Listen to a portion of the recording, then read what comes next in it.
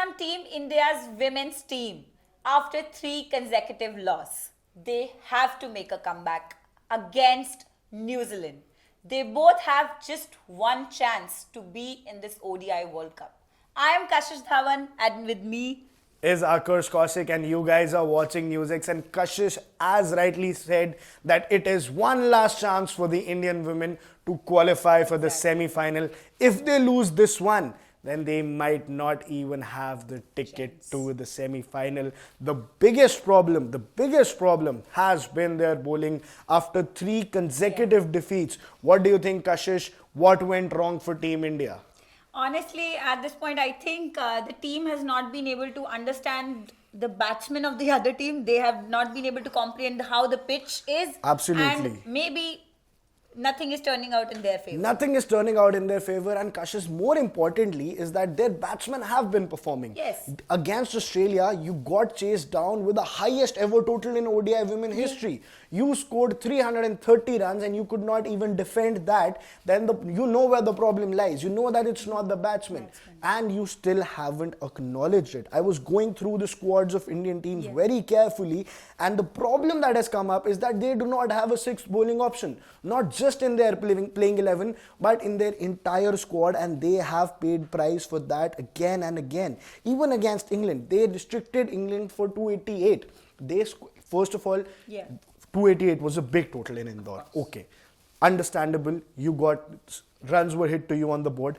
Then you went so close. You scored 284. You're going too close to the matches and losing at the end. You know, you are always so close, yet so far, and now you've lost 3 consecutive matches. That means that you might not even qualify for the semi-final. And the worst part about it, Kashish, that it's happening at your house. Exactly, in your country, in your field, and it's happening to you. See, when I talk about the England match, Smriti, she took the responsibility. She said the shot selection for every player, including me, was not right. It could have been better. Of course, they had a big total on the board to chase for, but the shot selection became the problem over there. True.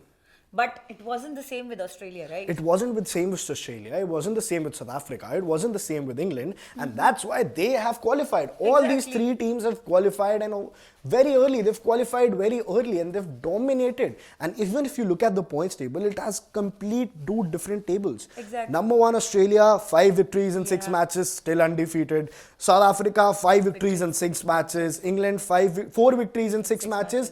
And they only lost one. One was no result. Then comes India, 5 matches, just 2 victories, and New Zealand, 5 matches, just 1 victories. And then don't talk about Bangladesh and Pakistan, because both of them have been eliminated. So now it's just between India and New Zealand. So this match is like a virtual quarter final. If India wins, India has a better chance. If New Zealand wins, New Zealand has a better chance. But India cannot be complacent right now. And I'm going to tell you the playing 11, the squad that is going to happen, that is going to take place, and what are going to be the batsmen. I think now they need to make changes. First of all, their batting has to be consolidated. Let you lighten up the audience with the Indian playing 11. Okay, so I think it's going to be Harmanpreet, and then we'll have Harleen Deol. You'll have Harleen Deol. I think we'll start with the openers. We'll have Pratika Rawal. And then we have Smriti Mandhana. At number 3, rightly pointed by you, we'll be having Harleen Deol. And at number 4, the captain herself, Harmanpreet Kaur. Now where the struggle is, you have Jemimah Rodriguez, you have Deepti Sharma, and you have Richa Ghosh.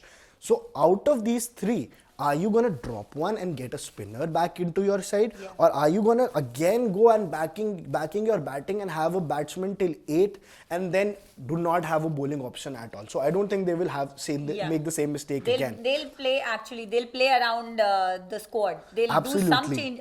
They should be doing some changes in the squad at this point. Absolutely. And in the last match, they brought Renuka Singh in. I think she will continue to play. So again, Pratika Rawal, Smriti Mandhana, Harleen Deol, Harmanpreet Kaur, Deepti Sharma, Richa Ghosh, Amanjot Kaur, Sneh Rana, Kranti God, Sri Charni, and Renuka Singh.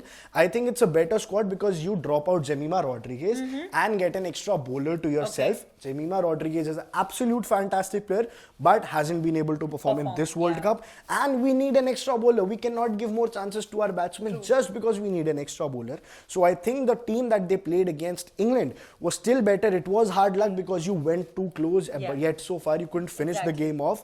And that was the problem with the batsmen. But again, this is still a better squad than what was there against South Africa and Australia, because against South Africa, 81 for 5, and then you end up losing a match and letting the other team chase a score of 250 plus. Yeah. And same against Australia. You scored 330 and you couldn't even defend that. So Akash, there is another problem with this match. This match is happening in Navi Mumbai. Absolutely. And there's a rain prediction. Okay. It can affect the pitch again, and it can affect the ball. If India chooses to bat first, if by any chance New Zealand wins the toss and India has to bat first, again we won't be having a good target on the board. We won't be having a good target on the board, and that's really gonna happen. So the toss is mattering a lot. The toss has to be important. The toss has to matter. So it's gonna be an important match, important things. And again, if you want to talk about what New Zealand is gonna look like, New Zealand has also not performed that well. Yeah. But still, I'm gonna just take you through their squad. There'll be Susie Beats, there'll be Georgia Plemmer, Amelia Kerr, the captain Sophie Devine. Then you have Brooke Halliday. Then you have Maddie Green, Isabel Gaze, Jess Kerr, Rosemary Mary, Lee Tahuhu, and Eden Carson. That's going to be the New Zealand squad. New Zealand has also just won one match in the series. They are going to give a tough competition to India. Still, I am telling you that. Yes. Despite them not being able to perform in this World Cup, but I think they're going to give a tough competition to India today. Absolutely. Because this is also their last chance to qualify. Absolutely. So it's two teams, two hopes of two different coming from two different continents. But as we know that it's happening in India, and we are there supporting our girls, supporting our sportswomen.